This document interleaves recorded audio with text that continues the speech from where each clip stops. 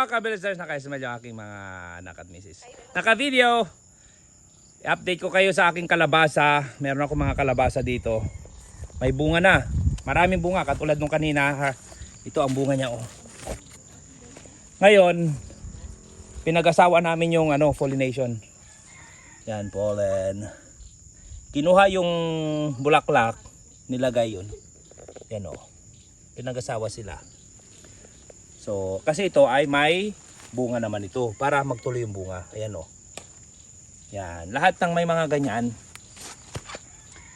Yan, pollination process yan. Wow!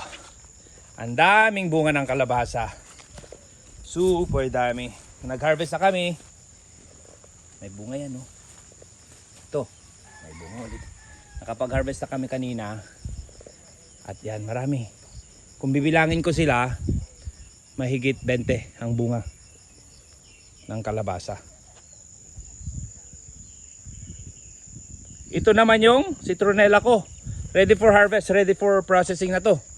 Unfortunately, wala pa akong distillery.